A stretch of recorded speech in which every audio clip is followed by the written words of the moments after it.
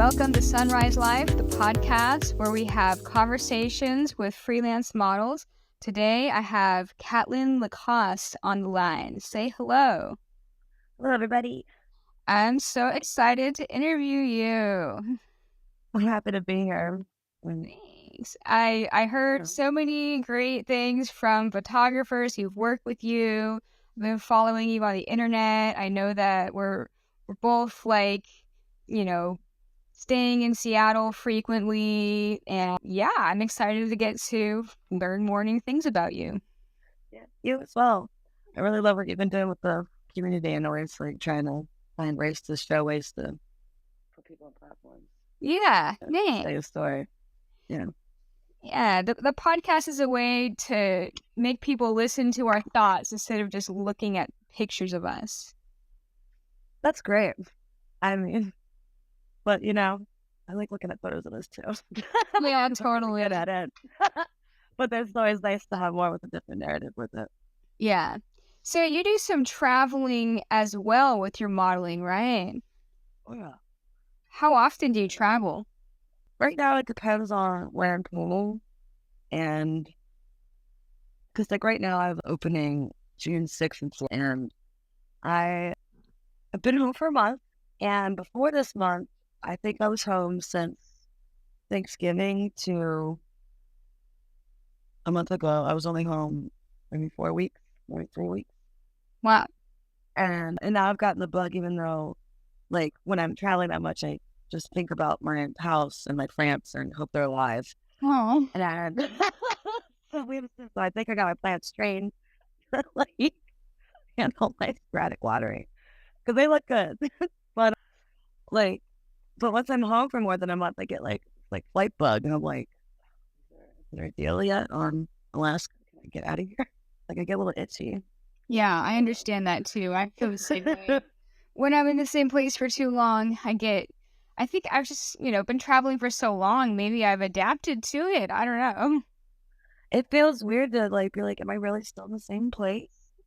And there's a certain contempo of with your suitcase, and you have your OCD check of where you have your stuff, and either always on the move. And sometimes it's gotten to the point with traveling for so many years that I feel a comfort in airports, not necessarily the TSA me and them have a special relationship, but yeah, I just feel very cozy in airports. Yeah. It's my zen zones, which is most people's hell, but I feel okay there. Yeah, and aside from not liking flying at all too. Yeah. It's exciting to be on your way to somewhere else. For sure. Yeah. I mean, I don't know if it has a thing for attachment issues or keeping it fresh, or I don't know. I mean, I always try to get the most out of to the fullest extent, and sometimes I think I really overdo experiences, but I'd rather do that than not. Maybe you're overstimulated with all the traveling?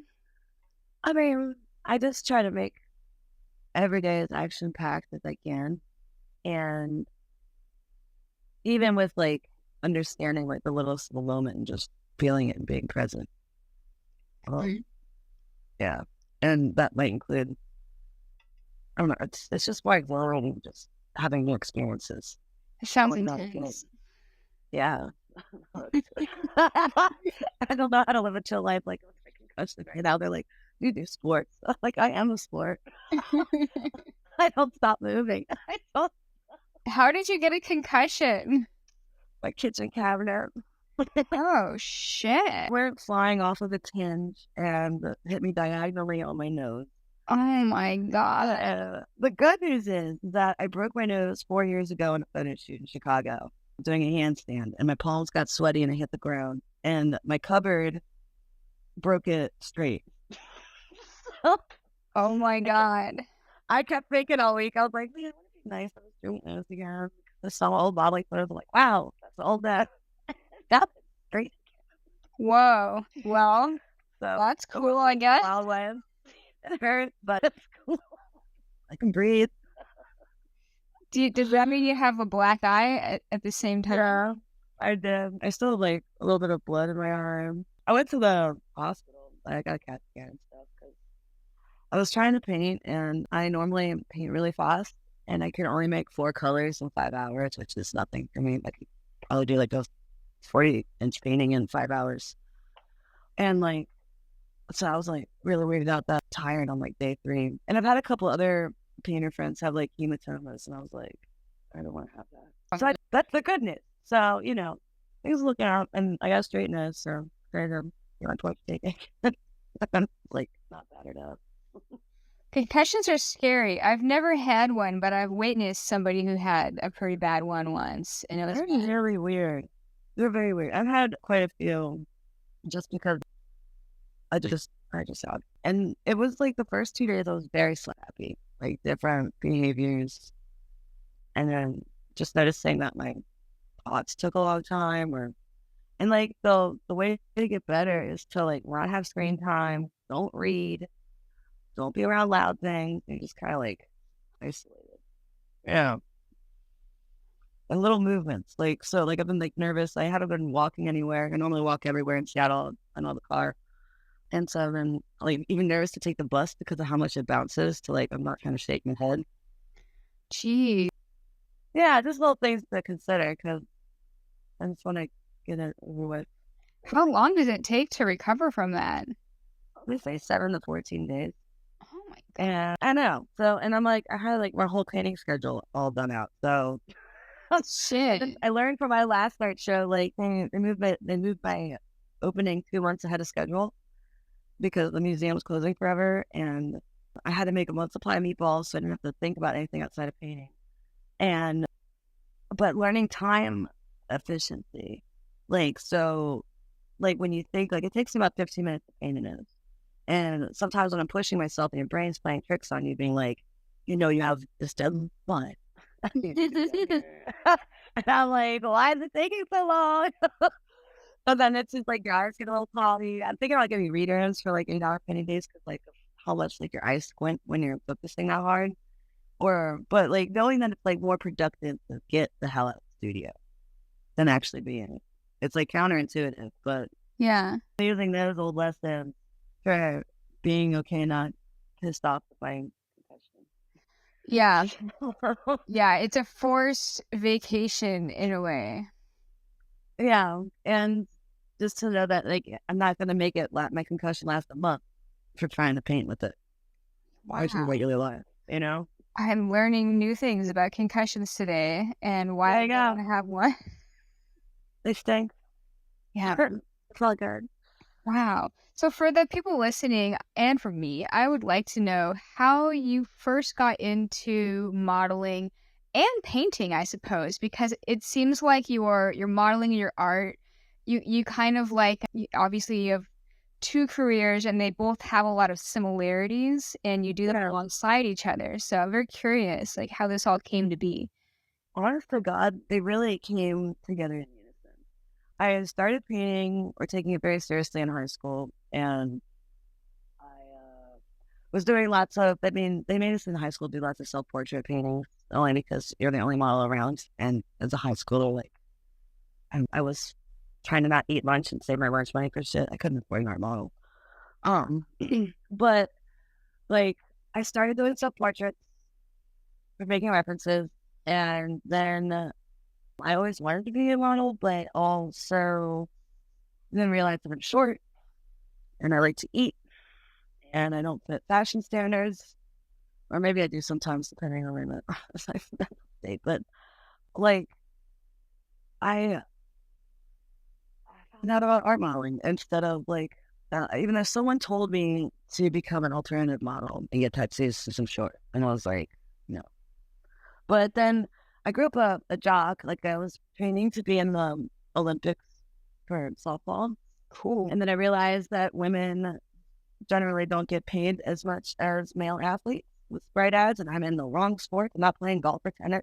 And I was like, well, I'm not going to destroy my body doing that. And then with all my athletic background, it really came into tango with being an art model and making shapes and doing gymnastics and having just muscle memory. Like when I first started modeling, I guess almost 15 years ago now, like back when we got CDs after photo shoots. Uh-huh. More Dropbox and all that shit. Yeah. Like, I just would like look through the whole entire shoot and then like see what pose move worked and what didn't, and then I'll remember that and then keep putting that into my future shoots to like train myself to be a better poser constantly. Cool. Sure. With the sports background. So I don't know if I answered the question, if I got distracted with that, but No, that's really cool. So you just like moved into it without like, did you ever have like pressure to like come up with some kind of a college degree and like do some like jobby job, or like do you just decided like I'm gonna do what I want? yeah. So I might have started to have a problem with authority like when Maryland State failed me for being absent so much because of taking care of my mother who was sick. Yeah. So I ended up being a high school dropout, and I was like, and I even tried going to high school again because my grandma was like, "Do you need to be into it?" I'm like, I get your point, but what is the system done for me lately? Yeah. And so I just wanted to start working because like dreams are ideas. And then I found good old Mama Mayhem and was like, hell, if I could pay for its subscription this first month without my own money, just from making income, I'm going to pursue this. And I made $50 in the first month. And then, yeah, I learned that traveling brings like way more jobs because of like what's the here's the concussion going. So what's the thing like for what like in economics when like something sensitive or time sensitive? Are you talking about supply and demand? Yeah, maybe. So like, when you're on the road, like I've noticed whenever I'm local, you get the local curse that you might get hired once a year from a client, but if you're traveling, they'll get you every time. Yes. And so yeah, the urgency to like, I'm only here for a couple days, you might never see me again. Like really does change things. And so I really focus on building up my portfolio to make it look good. And I got obsessed with the craft and I love making art. Like even before, I've just been making art my whole life. So it's different than necessarily compulsion because I just think it's just a way of existing for me. And if I don't do it, things are just wrong. Yeah. So, and I just really treat my body as a medium to be used just like a paintbrush for other people's canvases. Hell yeah. Something that really like sticks out to me about like your photos. I've been aware of your photos on the internet for a long time. Like it's so weird that I didn't even like bump into you in person. That like I know, right? maybe like twice. One morning, I had like a cold in front of my apartment. Yeah. But what I was gonna say was, I always thought that your photos were cool because you never like conformed to the whole, dime a dozen pretty girl photos thing. Like your photos, like your modeling, it's always different and weird. Thank you. Thank you. It means a lot.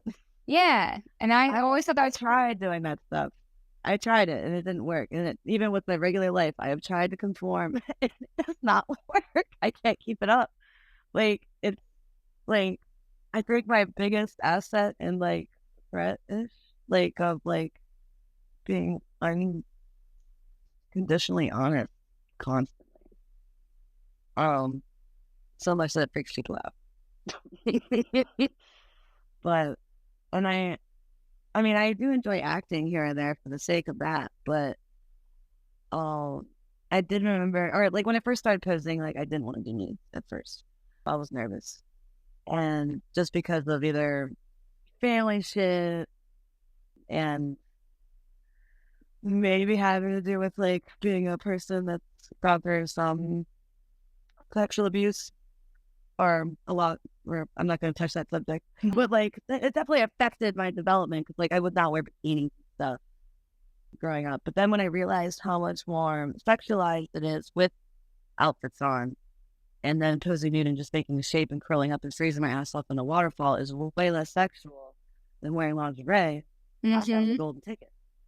I found so, and I always just wanted to have, regardless of like when I was more naive and not like uh, not very well informed about sex work or the varieties of it and the levels of modeling, adult industry.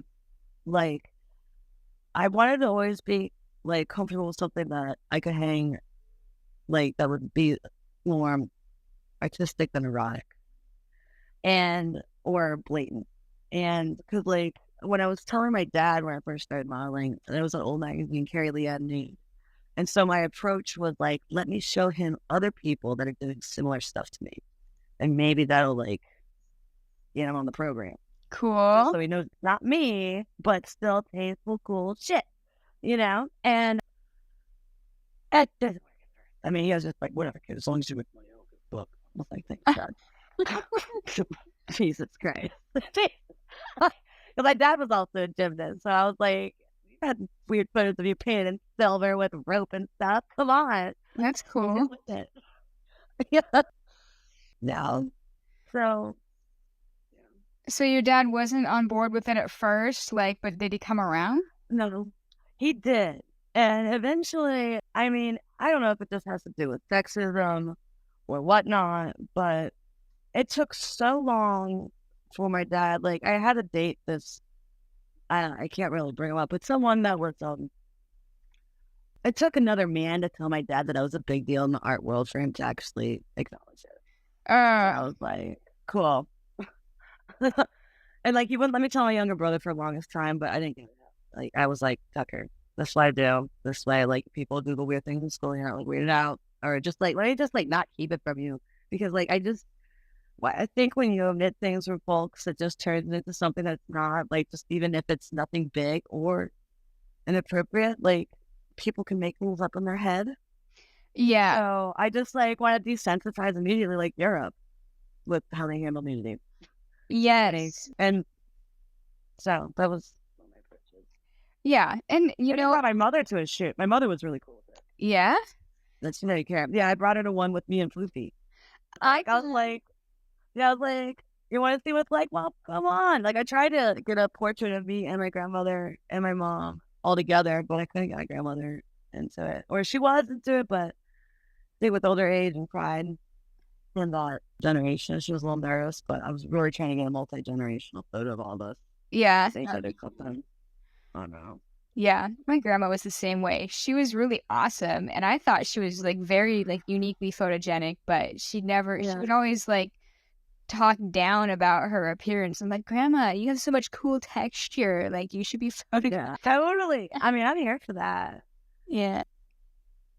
So, So you said you tried out some of the pretty, like, glamour type modeling and it wasn't for you. Like, what was that like for you, like, coming to terms with, like, that? I think, because also when I first started, I was so shy. I had to make sure all filled in eyebrows, so I had a character of Katlyn Lacoste. Mhm. And then I thought, like, who else can I make as like a character for me to play on set to like have all this like authority or what's it called? When you're comfortable, confident. So, uh, yeah, so I would try it, and like, cause even like just growing up, like in the era of the push-up bra in the early 2000s, like it Mhm. sucked. I hated it. Like I couldn't wait for the new bras to be coming out, and like it just didn't feel like me to be like making my body like that. And it just like it kind of, I feel like it grooms you for body dysmorphia, Yeah, like actually. changing. So You're right. There totally was an era of the push-up bra, and haven't really thought about that, but, like, yeah, a lot of my wardrobe used to involve push-up bras, and now I hate them because they just squeeze me. and they're huge. And then also at the time of the push-up bra was the really low cut V-necks. I haven't seen those either. Now we're in the era of the crop top, which I'm all for, and strap and mesh and other cool things. And like I think because like whenever I go back to my father's house, I have like some of my really old belongings and some of my early modeling clothes. And I look at those bra size of my head. and I don't even I generally like I mean I wear like some just I don't generally don't wear a bra. Like, and all my underwear for modeling is just my work clothes. I barely wear them in my regular day life. It's kind of the trip. Would you say that a majority of your shoots are just like full nudes? They were, and now it's kind of changed. Like, and I try to have my whole entire wardrobe or all my look. Like, I just had a great friend who was like a fashion stylist be like, you should limit your clothes in your closet to 3 fucking, like, keep it minimal so they all match. Now everything's black and white. Mostly black because I can't afford dry cleaners with white stuff and I get messy. But it's just made such, like, I think since I've been focusing on more emotional portraits and or just coming into, like, whatever, like, the hybrid personality I've turned into. Because, like, right now I'm going, like, cowboy off hood, like, style. Like, it's really strange way of dressing. And I'm really into it. And, like, but people are kind of interested. So I just, whatever I'm wearing in my day-to-day life also works on that. Did you say cowboy goth hood? Yeah.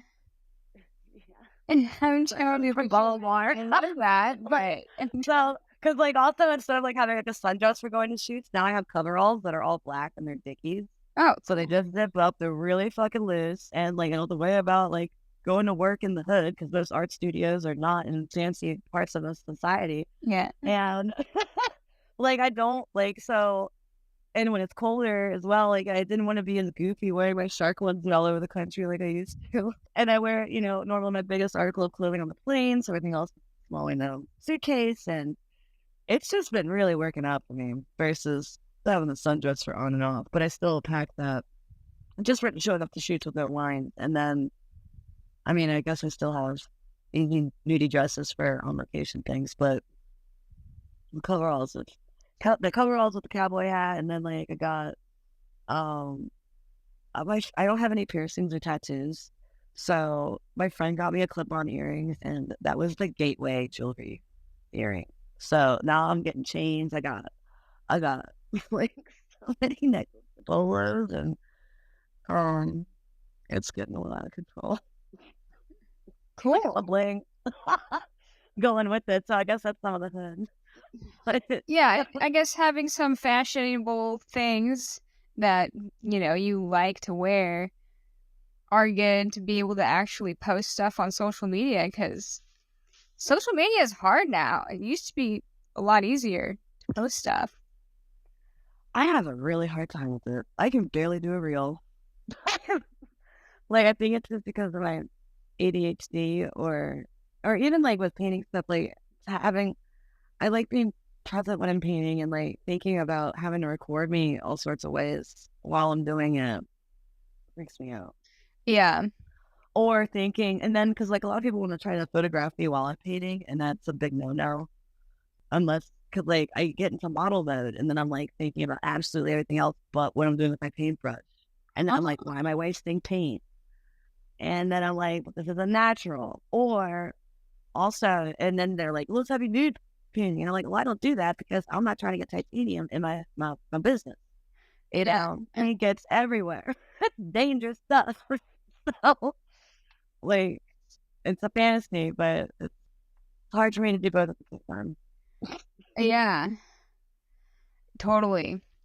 So I'm going to, like, reroute a little bit because I have this bit on my podcast that I call the photo shoot fail of the week. And it's an opportunity for you to tell a crazy photo shoot story. Oh. And if you have more than one that you wanted to tell, that's cool too, because everybody likes crazy stories. Well, we might have to do a take 2 because I got a lot.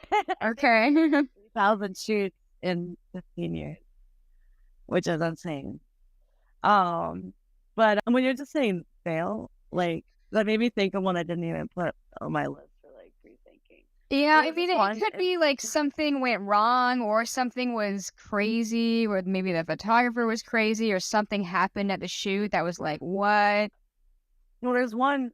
Well, I'm going to bring up Boston real quick. Okay. And so I was in this abandoned building, naturally, because there's so many good ones on the East Coast. I hope they're still out there. But and there was no one there, shooting film, having a good time, having a little boots on. And there was no windows in this dilapidated building, no linoleum or nothing. It was very, like, really roughed up cement, still a roof, and pipes. And some of these rusty pipes were coming down, and I was like, oh, cool, I can put my arms up and look like Jesus or something. And I just leaned ever so much, and all the pipes in the whole entire infrastructure came falling down. Oh my God. Yeah, and I actually have a video of it on one of my hard drives somewhere that it's old. Hopefully it's not dead. And it is just hysterical. I did not get hurt. Somehow I was like within a 20-foot by 20-foot area of like, I guess it was a sprinkler system. Or who knows? Whoa. But that was a fail. Holy that shit. was sparked up in my memory. Or another fail. Oh, this is going to be good because if the other listening to this is a good life hack. So in Miami, I was working with a gentleman. There was this woman that had like, I guess, like a set property, and she had a silver bullet on it, one of those little no-nos. And I was like, fuck, I've been dying to pose in front of one of these forever. Let's do this first. There's little steps that go up into this little silver bullet no-no or Airstream. And the steps were made out of fiberglass. And they were splintery, and I got so many fiberglass splinters in my ass. Oh no. It is not even funny. And that was at the beginning of the shoot, and like I couldn't sit the rest of the day, and it was a 4-hour shoot. Oh my God. It was like, fuck, way to go. Because like I think like light poles are kind of similar sometimes. You can get like those little fiberglass splinters. And I called my dad crying. I was like, I can't sit in this car. I don't know what to do. Like, what butt? That sucks. And he was Googling what to do, and I was dating someone that was in other medical things, and he was trying to help me like with tweezers, and he couldn't see it. He was like, if I had ass hair, he took the only one that was not fiberglass. And this whole procedure. So the remedy, if any other art model or human sits on fiberglass, is duct tape. And I put duct tape on my butt and then ripped it off, and it got it all out. Whoa. Yeah. So, because like, you know, once you're posing nude in weird situations or places where you'd rather have clothes, you learn what hurts really quick. Yeah. And so this is the fiberglass hack. Wow, that's good to know. I've never experienced a I fiberglass. hope you never do. That's horrible. I think the worst thing I laid on was fire ants, though. Oh no. Yeah, that's Those guys are tough. Yeah. yeah. Painful. Fuck. I had some army ants, and I was a child though, but I was also in clothes, but it didn't. Yeah. My dad threw me up the hill. Yeah, fire ants are not cool. Have you ever had poison ivy? Oh, honey. My first nude shoot. Your first nude shoot? Oh my God. It was in Baltimore and another abandoned building. Because, like, also before I was doing modeling, like, I love breaking and entering. It's like, I love exploring places. And so I had all these, like, places to go. And I went with this girl, lady photographer. And we went on the second floor. And I was just having a good time. And I'm like, wow, there's a tree on the second floor. How cool. This was no tree. This is like the oldest piece of poison ivy in Maryland State, I think, because it had bark on it. And I was all up in it, like, having a great time. And I was so poor. Like, I think that at the time, like, trying to, like, live off $20 a week. Oh my God. And, yeah, like, I had to get really creative with what to do for anti-itch medicine. But I was completely covered. So, if I did that, once upon a time, like, you were not modeling, I was doing landscaping, and I, like, used the weed whacker the wrong way, and I got my face sprayed with poison ivy. I had to go to the hospital for that. Oh my God. This is why a lot of concussions. I end up in wild situations. Whoa. Yeah. You know, I heard that only 70% of people are affected by poison ivy, and the other percent of people are not affected by it. Well, aren't they lucky? Aren't they? Good for that. I had thoughts on them. That's great. I'm glad not everybody has to have it, you know. Yeah. But yeah, there was one of the ones I had on my list was still like when you interviewed Wonder Hussy, I think. Yeah, her and I had a weird situation in the Valley of Fire together. What happened? Well, we were posing. I had a loud mouth at the ranger station. I guess someone overheard me that I was excited about the next location. And apparently at the time, most of the rangers there were photographers and wanted to keep the place to Oh, themselves. really? Yeah. And her and I were out there, and I was with a Spanish photographer, and we had her car, and we found this really cool enclave, like maybe a half mile away from the road. And the sand was so soft because it was eroded from the wind instead of water. It was like jumping into baking flour. And so I was jumping off some like 15-foot cliff or something, Holy cow. having a good time. And all of a sudden comes this ranger that followed our footsteps.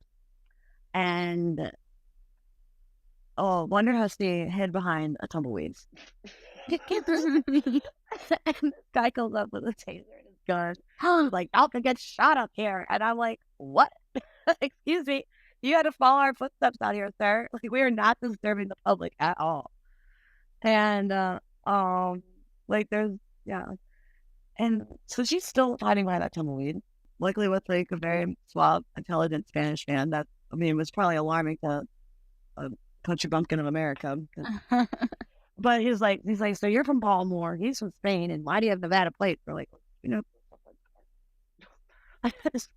we're getting grilled. We get a ticket, and I don't remember everything that he was saying out there, but I was like so concerned because Wonder Husky was hiding in a tumbleweed 2 feet away from the person that the park. Oh my God. And somehow he walks away, and then we figure out we can't have her head come up, so she's laying down on the floorboard of a truck while we're driving out of the park and following us out.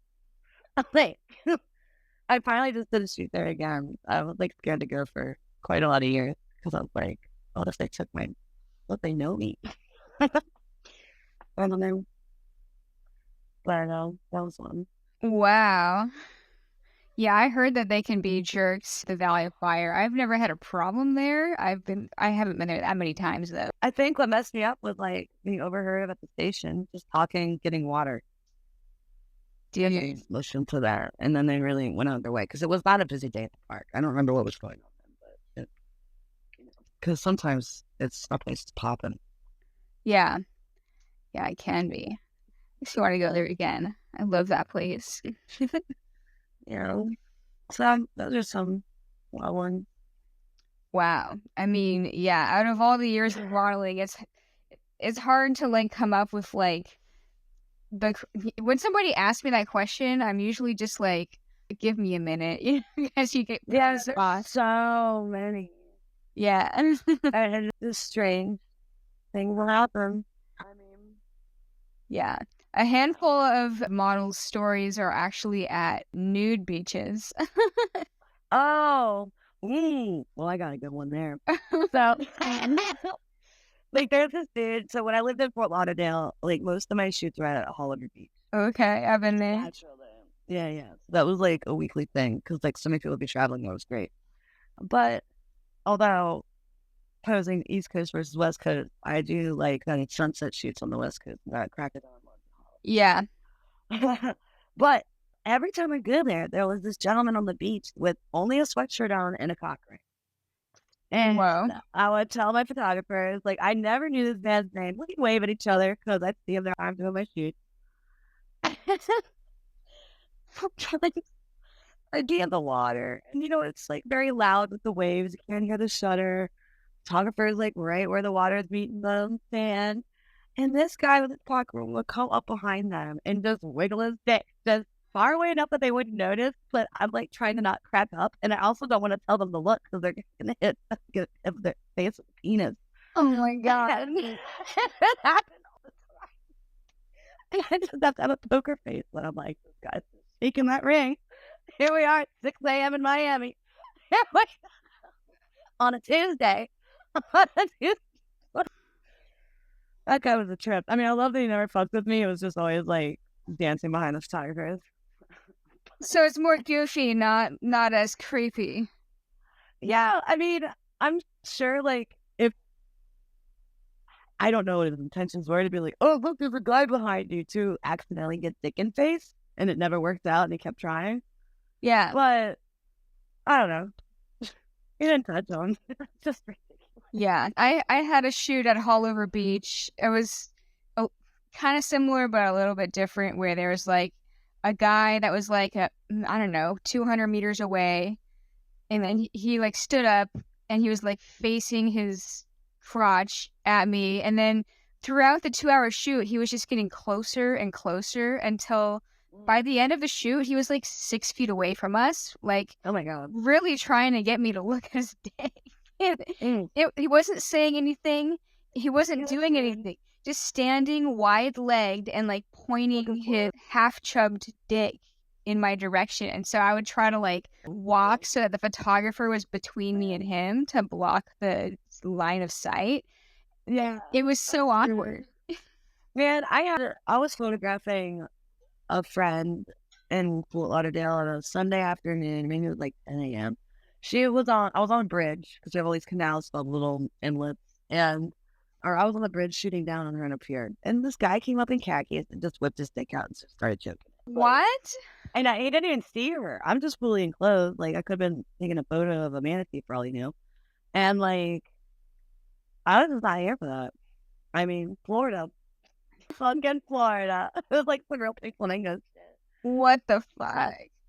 Yeah, not even shoot related. Or, people are rude. Yeah. That's crazy. Wow, dude. Some people, man, they just, a little bit too evidence.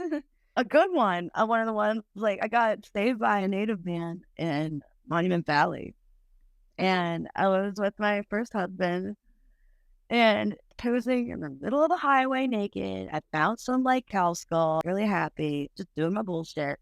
And this guy comes down, and it's a big hill before because we were having the vistas of all the monuments in the back. And he's like, do you want me to be a lookout for you? And I'm like, absolutely, sir. Absolutely don't run people naked in the middle of the road. They think something was wrong. And he's like, I toast for that guy that does all those like 1,000 people in New York, man. Like, I'm all about this, support this. I was like, you are the best bystander ever, sir. Please make sure I don't get hit by an 18-wheeler. Thank you. Like, yeah, that was one. That's cool. Yeah, just have a good positive one there. Yeah, totally. That's rad. Yeah, I love that area too. And everybody seems to be nice, like in Monument Valley. So right now you're in your painting zone, and you said you have a show on June 6th. So does that mean that you'll be like floating around in Seattle like during that whole time? Yes. Wow. Although I am going to one wedding in Mexico that I tried to get out of, but they were like, we need you. And I was like, okay. But and I think it'll be good to like give my elbows 3 days of not moving. Yeah. Because like I try to paint 5 to 6 hours a day. Wow.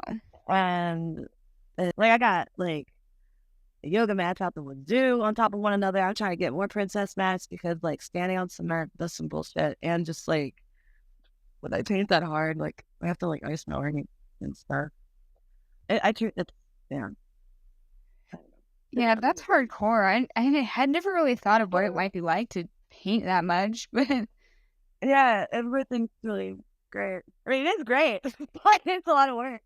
And like, it's hard. Like, I found that it's better for me to, like, I think maybe do a quarter of the year modeling, quarter of the year painting, quarter of the year modeling, quarter of the year painting. It's like when I'm getting ready to book stuff, I have like another train collision in my head where I'm trying to do both at the same time, and it's hard to stay in my creative bubble without being anxious of responding to an email. yeah. Like in a timely manner, or if I missed it, or like, because sometimes there's some time sensitive things, and like, it's just, when you're in your creative zen, you understand when you make things. Like, if you have a really anxious time when you're trying to pose or do any other sort of media creation, it's tough. Yeah. And also like, I try to stack up my rent because not every art show sells immediately. And so then I try to have the buffer for after that, or, it's all fun and games making art so I can pay rent. Right. And then you paint different when the money man's coming. You paint. Yeah.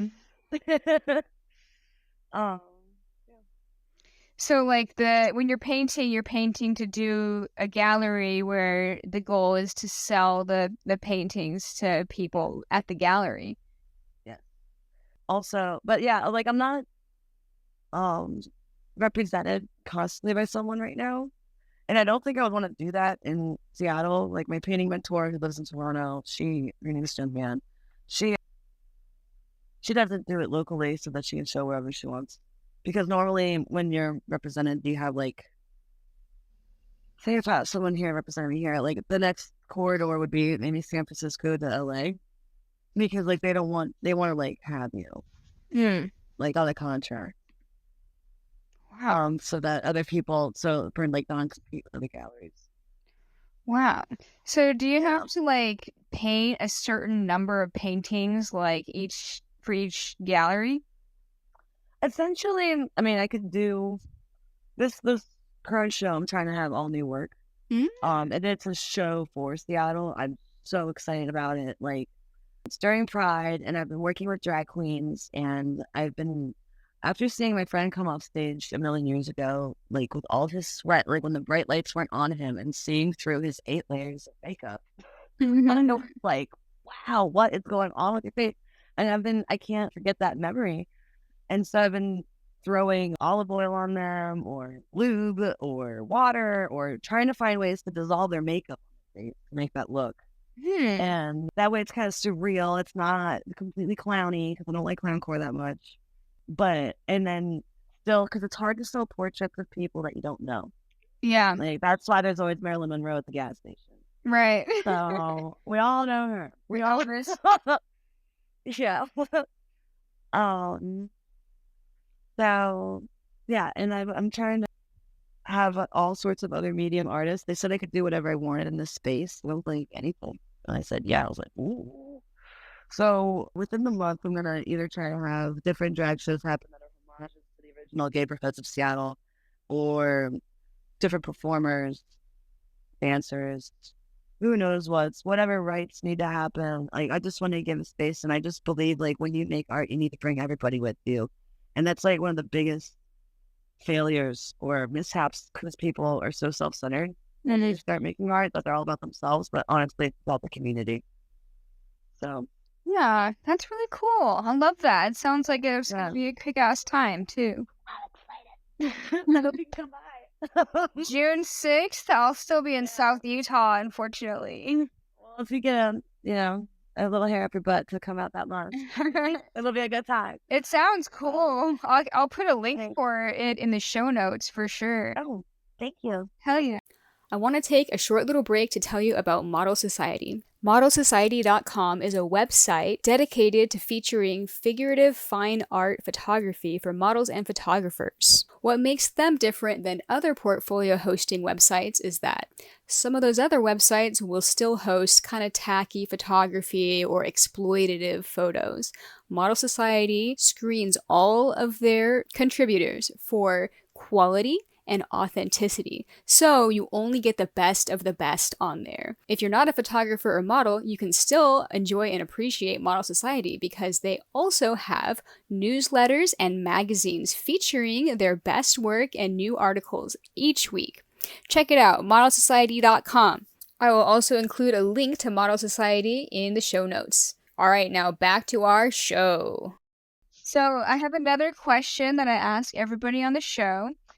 I call it the Rising Phoenix era of your life. Can you describe a situation, it could be related to your modeling career or something else, where you were faced with a challenge that you had to overcome?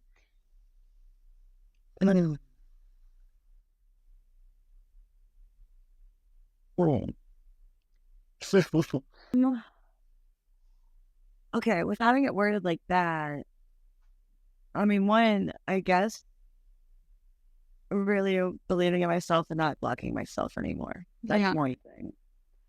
I recently stopped drinking. I'm like 7 months, almost 8. Holy cow, that's amazing. Yeah, man. And it took 20 tries. Wow. And not just like, it's like being like all about the sobriety thing. Like because I wasn't, it was only affecting my life in a way that like I was either binging it or just like, I have so much shit to do between modeling and painting. I ain't got time for that.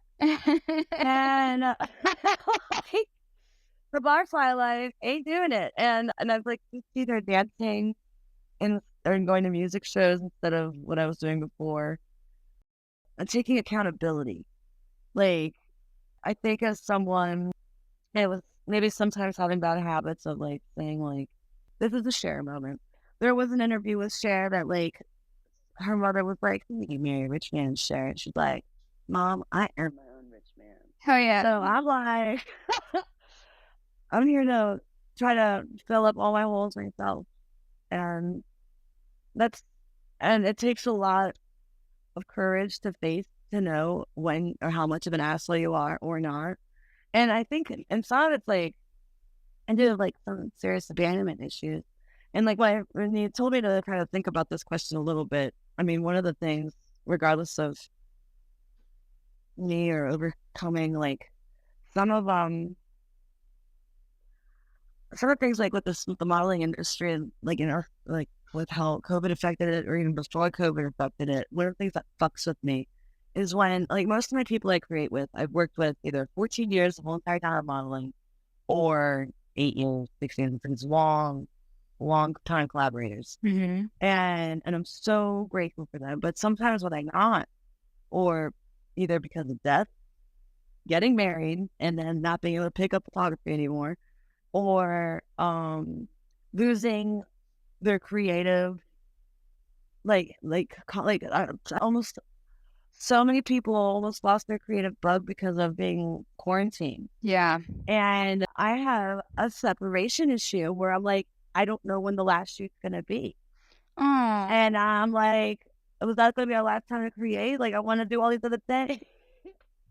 And like, and I worry about them, and like, just because of like how much of like rapport is built, and even if they drive you nuts, you still love them. Yeah, so, like, yeah, it's weird seeing when people come in or out, and whether if you have like a notice of it or a warning or just like hoping, because like I had like one of my favorite collaborators, like I did get to work with him again after COVID, but he stopped for such a long time at a high peak. Mm-hmm. She was like so nervous that he wouldn't be able to do compositions as good after such a big break. Yeah. And for him to muster up the courage again to do it again. Yeah, that's tough. Why? Or like when people get frustrated, like if they don't get published, and they're competing with one another with the information needed, content, or still seeing that models get more likes than they do because we're the ones with the boobs. Right. So, and then they get frustrated with that, and I'm like, and I mean, I changed my whole Instagram to like not see the amount of likes on it, and it's done so much for my mental health.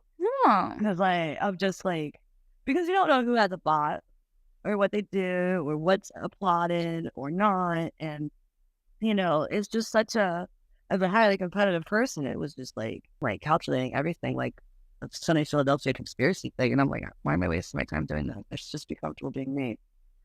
Yeah, that's true. And I recall earlier in this podcast you mentioned something about like how many minutes it takes for you to paint a nose, and you calculate that against your previous times, and you're always comparing. So it sounds like you have like a thought process where you're thinking about those numbers and like judging yourself. Is that accurate? Oh yeah, and everything. I mean, constant patterns. Where I really loved math growing up. I could see it like a language. I don't know if I got dropped again, or maybe it was the ski lift chair, my first concussion. I don't know. I just like something broke in my brain and went completely more artistic. And but I also don't know about it as like a survival skill from the things I witnessed as a kid, like just for constant measuring, just for survival and see like if something's off. Yeah. And just like with learning after, like I think this is like almost gonna be my 40th art show. Wow. What works and what doesn't. Because it's been such a trial and error of like a lot of people. I think I even have the book, but I've never opened it, called The Artist's Way, for trying to Yeah. keep and like knowing like this is my first time painting an art series without a partner in my life, and I'm noticing the difference of like, one, normally I have all my partners banned from my studio because they just distract me and annoy me, and I love them, and like because like Perry is very lonely business, and but like I'm noticing they would normally bring me snacks and leave. And or I would always be at their house. It's like a different place to get away because like my art studio and my house is in the same building. And like knowing like when you need to move, like to just feel a different space. Yeah. And just whatever you have to do to preserve yourself. Like, you know, like knowing what will work for like decompressing from a hard shoot that's like really emotionally taxing. Yeah. If you're doing things in public, to know how to keep your cool. Like, you know, you don't want to have stink face the whole shoot. So you got to like know your little tricks to keep yourself groovy. Like, or when it's like really cold, to know what processes, like, you know, like that, do you have enough heat warmers, or do you have the car running nearby? Like how long you're going to be out there to mess with your body. Like, so, you know, I think that the measuring is just an important part instead of just maybe, I don't know if nihilism would be a complete, or being careless about it or ignorant to it. Yeah. Yeah. And I mean, all of those things that you mentioned, especially like, you know, how to stay warm and how many minutes you know with your body, like that you can handle a certain temperature. I think about that too. I'm like, oh, if the water is 70 degrees, I can be in there for 15 minutes, you know? Yeah. But without knowing that, like you only learn that through experience and like, suffering, right? Yeah. Check that leaf. Check. Yeah. So then, yeah, I mean, that all really makes sense. And it's all part of, I guess, the obsession of, you know, the process of the photo shoot. Yeah. I mean, I guess I don't know how many other people don't live it, like, because it's like kind of more mental notes in my head. Like, I don't have a complete lab book like people would with a dark room for their reaction. Yeah. But yeah, that's all I was measuring. Maybe I should hide the like count on my photos too, because it is, I'm super shadow banned and my posts randomly like go through phases of not getting shit, and then like randomly something will do good, and then yeah, next several weeks nothing will do good. I'm like, is it because I'm not good, or Yeah, it's really strange. And then like, or you get to the other people with. I had a hard time for a second of like judging myself to other models, because like I'm like, I don't know how many of them do camming or OnlyFans stuff that's different. And then like I see how much higher their stuff is, and I was like, I'm one of the only people without that. And I don't know if that has changing with my following is, or because I'm not doing that much deeper into adult work. yeah, That's not affected the amount of views I get. yeah, I Or mean, just also still not fucking with the algorithm. Because like I mean, I noticed I get my posts once a week. They do really well. But yeah, and then sometimes I'm also like, why do I have all this shit on Instagram? yeah. I have All these noticed. good questions at the website. I've noticed that too. If I don't post at all or even post anything to my story for like several days, like if something happened in my life that was traumatic enough for me to like not do anything on social media, then when I come back, it's like a tidal wave. I'm like, oh, does this mean that Instagram wants me to like never post? Like, Well, so one thing I was thinking, like, I wonder, like, since we all get cranky with the censorship of Instagram. The one thing I was thinking, even though sometimes I think it's a hindrance a little bit, like when I have people try to book me through there, it's either because of the DM versus regular mall mayhem or emailing. Like, there's less of a formality to a DM. yeah, Like, I was just thinking, like, do you think photographers? I mean, I've noticed it also maybe with models, like that I have more of a camaraderie community because of just being like, dude, I like your shit, like versus like writing a message to someone, like it goes in a more formal way. Because like I like most of the people I shoot film without piercings and stuff, and like I think all those film dudes are like they check out together. yeah, And I like that they have that camaraderie and friendship, because I think personality wise, like even with not focusing like on necessarily the nudes if like you're really into macro stuff or food art or photography. Like who knows? Like I feel like in that field, like it's still kind of like more of an introverted medium, Yeah. unless you're like a WWE. But even then, like you're still like kind of hidden behind your camera. Yeah. Like, because I notice like when I'm shy outside, sometimes like I'll just put on like colored glasses just to have a little something between me and the world. And I wonder if like that's like like a camera does that for people. I actually, I think that there's something to that because, and like, I'm going to rewind a little bit and say, thank you for bringing up your sobriety. I think that's amazing and congratulations. As I am also a recovering alcoholic and I have a hard time. Congratulations. Thank you. I have a hard time at like, party type situations or, like 4th of July or whatever. And there was this one time that I was invited onto this party boat, like within a year of becoming sober. And I was like, well, I know that I'm not going to be able to get off this boat. So I'm going to have to come up with some kind of a coping mechanism for like getting through this if it gets weird. And yeah, it was getting weird, but I decided I had my little like camcorder, like video camera thing with me. And I just started like videoing everybody. I'm like, oh, I'm going to make a video of this party experience and I'll put it on YouTube for you guys. And so I did that. So the whole time I was just filming like, chicks twerking on the boat and stuff like that. And I love that. And then It's like a duty or something like, it's like a shield. it was cool, but apparently I got the boat owner in trouble with his wife because he was one of the dudes getting twerked on, and his wife didn't want. Sometimes things happen on these boats. Sometimes, Yeah, but twerking on a bait. I was reminded of that story because you mentioned, being introverted at times and having a camera be like kind of a filter between you and like what's happening. Yeah, I was just thinking about that because, like, I love my introverts. I love you, goddamn nerds. You guys are great. And like, but it is like, because like when I see my friends like go out to like do show photography or whatever, like they are shy as hell, but they get in there in the pit with that damn camera, and they are like Zorro. Yeah, and it's so cool to see that change for someone that's like quiet as a mouse. Yeah, because they have a mission. They're on a mission. Yeah. And yeah, I love that photography can do that for people. So you're quite extroverted. I get that sense. I mean, I am really animated. I do recharge like alone. Yeah. I freak out in big crowds. Rowan would know. Like, or like whenever I just when all the protests are going on, I'm just like whenever I like even like Independence Day, the movie, when that guy's giving that speech, I always fucking cry. I don't know. I just like, I get really moved. I just see a whole bunch of people together. I'm like, oh. And like after art shows, like even when I was drinking, I wasn't able to drink enough because I'd be talking the whole damn time. And there's just such an energy exchange. And I would just be like deflated.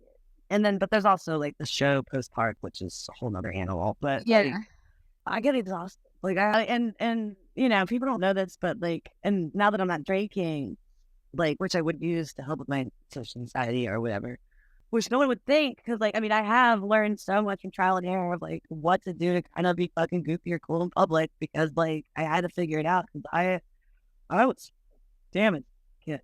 So like I took theater class to try to make me unshy and stuff, but I hide in bathrooms. I don't even have to go to the bathroom, but I'll just go there and chill, just sound like a mom and be like, "Pretty great, you deal with these motherfuckers," and go back out. So like I find like place to, and that's also one of the reasons. Like I mean, everybody wants me to quit smoking or loves quitting smoking, but like it's a way to get away from the crowd for a second with an alibi. Yeah, and yeah, I just love decompressing station because I need my break, and then I'll go back in, and because like I notice like if I like force it, or if I'm pushing it too much, I will do something absolutely horrible, or just like say something that's wrong, or like when you push yourself when you know you're not like you shouldn't really actually be out with your social battery, and something goes wrong. Yeah. even if you have like the nicest intentions, like I think just like the lack of bandwidth, that's just brings error. Yeah, and for me, like the whole like being an extrovert and then quitting drinking and then becoming very introverted, it has been a whole like, relearning who I actually am, like experience. Oh my God. Like the amount of stuff I am processing right now that I thought I had covered is totally different. Or like I'm actually finally really processing it because I wasn't drinking every day. I was a binge drinker, but even with that amount of like, I don't know, I feel so much better and so certain with myself. And I feel wealthy in that respect of having no debt and being 100% myself. Hell yeah. So that's the good. That's awesome. Yeah. How was your experience with it? Was it really itchy at first? Yeah, when I first got sober, I didn't choose to. I was forced by the court of law. Yeah, I had 2 DUIs and I couldn't afford to fight the second one. And so the only option that I had was to get a deferral, which means that the reason I got a DUI is because I'm an alcoholic and I'm going to follow the rules for the court by doing their 2-year mandatory sobriety program. And that's how it started. And I was living at a party house at the time. Yeah. First year of my sobriety, living in a party house with a bunch of like musicians. Yeah. Well, I mean, it's not that different than a halfway house, honestly. Yeah. Louder. Yeah. It was a coming of age era for me, for sure. It's intense. I mean, I get that. Like, I'm in the middle. I don't want to necessarily disclose where I live, but I'm in the middle downtown. And so I'm on top of everything going on. And it was one of the hardest things, I guess, for my tribe is like, I had all these homie hookups for booze. And in Seattle, that drinks are $16. Oh, geez. I was giving them to me for free. My frugal ass is like, how could I turn that down? Yeah. And then, Right. it was always the free shots that fucked me up. And then I was like, you can do it, Cap. Get that tonic and bitters. Switch it up. Or like, I have other friends that have been sober and they were just giving tips of like, if you immediately know what you want. Or I always make sure to have a buttload of other NA things on me so that way I'm not desperado. Yeah. Or like, because like water does get boring. And I love it, but I still slam it like Corona. Yeah. Like, I still go out like unleashing sober karaoke, which is different. You definitely sing differently without tequila in your system, but it's possible. Dude, I love karaoke. We should go to karaoke sometime. I'd love that. I'd love that. Yeah, I'd love to see if we can coordinate our travels. Because, like, one, I'd love to pose with you because you make really great saves. Thanks. So I think we'd get along just dandy. Yeah. So. So I'll be back in Seattle mid-June. Okay, I'll be here through the whole month. Right on. Well, we're going to go to karaoke then. Hot dog. I got just the spot. I think that's cool. Kick ass. Well, Katlyn, I feel like we could talk all night, but we are at around the amount of time that these podcasts usually last. Is there anything else that you wanted to bring up before we go? I had a blast, but if you ever want to do another one, let's, we could talk all the time. Yeah, I'll let you know. I'd love to have you on again. Thank you so much for having me. This was a really great time. You're welcome. Totally. And I'll hit you up on Instagram like tonight or tomorrow or whatever for a follow-up and all that good stuff. And hell yeah. Thanks for bringing all this show. Happy creating. See you. And to everybody listening. Bye. I just wanted to thank you so much from the bottom of my heart for listening to the Sunrise Life podcast. I am so grateful every time somebody comments or sends me a DM saying that they love the show. If you would like to help other people find out about the Sunrise Life podcast, it would be immensely helpful if you could subscribe on whatever platform that you regularly listen to Sunrise Life on. And if you could leave a ring, that would make me smile so hard. Thanks for listening, and here's back to your regularly scheduled show.